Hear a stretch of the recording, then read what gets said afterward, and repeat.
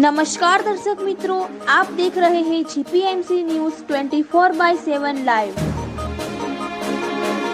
श्री कल्की तीर्थधाम प्रेरणापीठ मुकामे 552 भव्यથી અતિ ભવ્ય અમૃત મહોત્સવમાં મુખ્ય હિન્દુ ધર્મ જાગરણ સંયોજકોના પદયાત્રીઓના સુરક્ષાને લઈને મંતવ્યો।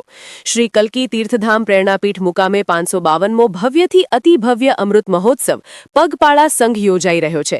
ત્યારે પૂર્વ અમદાવાદ નરોડા સતપંથ પરિવાર વિભાગના આમંત્રણને માન આપીને પધારેલ ત્યારે સાબરકાંઠા તેમજ અરવલ્લી વિભાગના સમગ્ર પદયાત્રીઓના માર્ગમાં સુરક્ષાને લઈને વિવિધ જિલ્લાઓ તેમજ અમદાવાદના હિન્દુ ધર્મ જાગરણ આગેવાનોના સર્વે પદયાત્રીઓ માટે સુંદર સેવા સ્વરૂપ મંતવ્યો જીપીએમસી ન્યૂઝ 24/7 લાઈવ રિપોર્ટરને વ્યક્ત કરેલ।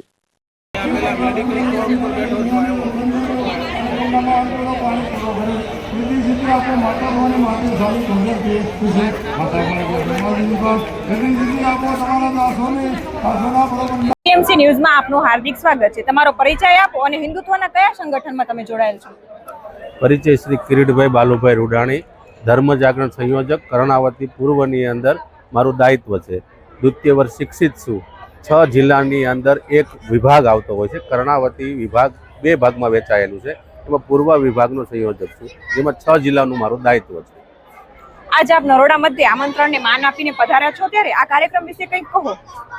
હર્ષદભાઈ પટેલ અને શૈલેષભાઈ પટેલ જે પિરાણાની અંદર સંસ્થામાં જોડાયેલા છે, જે કાર્યકર્તાઓ સંઘના સાંસ્કૃતિક પ્રમુખ પણ છે, અને પ્રાંતની આ યોજનાથી અમને છેલ્લા 2 વર્ષથી 552મો જે આ પાટોત્સવ છે નિષ્કલંક નારાયણધામ પિરાણાની અંદર, એમાં નરોડાની અંદર છેલ્લા 2 વર્ષથી આ પગપાળા યાત્રાઓ જે કરીને આવે છે એના માટેની સુરક્ષા વ્યવસ્થાનું દાયિત્વ નરોડાથી લઈ અને પિરાણા સુધીનું અમારા 6 જિલ્લા સંયોજકોને આજે સક્રિય કરેલા છે। પૂરી 65 વ્યક્તિઓની ટીમ અમારી આજે રૂટ ઉપર સક્રિય છે કે પગપાળા યાત્રાઓમાં કોઈ પરિવાર સાથે કોઈ પણ જાતની એમને તકલીફ ના પડે, કોઈ ન્યુસન્સ ના થાય અને ધાર્મિક લાગણી દુભાય નહીં, એના મુખ્ય આશયથી ધર્મ જાગરણના કાર્યકર્તાઓ ખડે પગે એમાં સેવા આપી છે। ખૂબ ખૂબ ધન્યવાદ તમારો। નમસ્કાર, જીપીએમસી ન્યૂઝમાં આપનું હાર્દિક સ્વાગત છે। તમારો પરિચય આપો અને હિન્દુત્વના કયા સંગઠન સાથે તમે જોડાયેલ છો? મારું નામ મનોજકુમાર ભીખાભાઈ પટેલ છે। હું કર્ણાવતી પૂર્વ વિભાગની અંદર વટવા જિલ્લાનો ધર્મ જાગરણનો સંયોજક છું, અને આ જે યાત્રા આજે 552 વર્ષે અમારા ભાગ એટલે કે જિલ્લામાંથી પસાર થઈ રહી છે, તેની સેવા કરવાનો જે અમને મોકો મળ્યો છે, એ અમે અમારી નિષ્ઠાપૂર્વક ફરજ અને હિન્દુત્વના લોકો અને હિન્દુત્વના સંગઠન માટે અમે કામ કરી રહ્યા છીએ। જે પણ એક મહત્ત્વનો પર્વ છે, જેથી કરી અને અમે આ સંસ્થાના આમંત્રણને માન આપી અને જેથી આ સેવા કાર્યમાં જોડાયેલ છીએ। ખૂબ ખૂબ ધન્યવાદ। નમસ્કાર, જીપીએમસી ન્યૂઝમાં આપનું હાર્દિક સ્વાગત છે। આપ નરોડા મધ્યે આજ પધાર્યા છો, ત્યારે આ કાર્યક્રમ વિશે કંઈક કહો અને તમે હિન્દુત્વના કયા સંગઠન સાથે જોડાયેલ છો? મારું નામ કાંતિભાઈ રેવાભાઈ પ્રજાપતિ છે। હું નવા નરોડામાં રહું છું અને બાપુનગર ભાગમાં ધર્મ જાગરણ સમન્વય